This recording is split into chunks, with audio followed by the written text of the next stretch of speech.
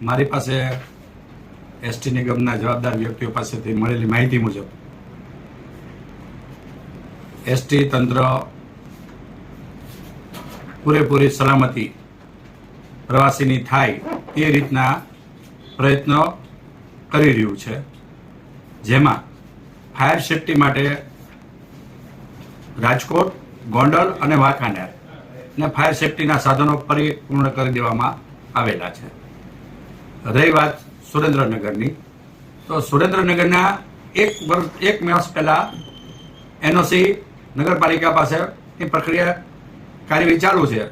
સેફટીના refilling કરવા માટે નરોડા વર્કશોપમાં મોકલવામાં આવેલા છે, જેની ફોલો વિભાગીય કચેરી પણ લે છે, એસટી ડેપો મેનેજર પણ લે છે, અને આ કાર્યવાહી સત્વરે વિષય પૂર્ણ થાય અને ઓડિટ સેફટીનું પૂર્ણ થાય એ રીતની અને આમ જનતા પ્રવાસીની સલામતી રહે એ રીતના અત્યારે પ્રયત્ન ચાલુ છે. હાલ કેટલી બસોમાં નથી ફાયર સેફટીની સુવિધા સુરેન્દ્રનગર ડેપોની?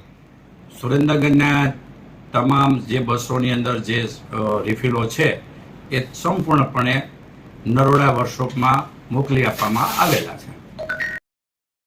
જિલ્લાની અંદર જે એસટી ડેપો છે, જે 4 એસટી ડેપો છે, ત્યાં એની અંદર 150 થી 200 બસો અહીંયા સુરેન્દ્રનગરમાં છે. તો અત્યારે જે ગેમ ઝોન જે રાજકોટમાં થયું છે એ પછી અત્યારે ફાયર માટે જે તંત્ર ફૂલ એક્ટિવ થયું છે.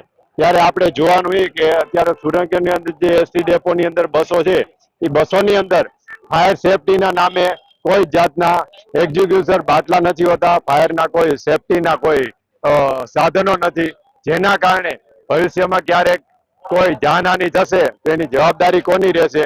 એના માટે તાત્કાલિક ધોરણે સર્વે કરવામાં આવે અને જે કોઈ બસ છે એ બસની અંદર ફાયરના સાધનો ન હોય તો કોઈ મોટી જાનહાનિ થાય એ પહેલા તંત્ર દ્વારા એની જોગવાઈ કરે, એટલી અમારી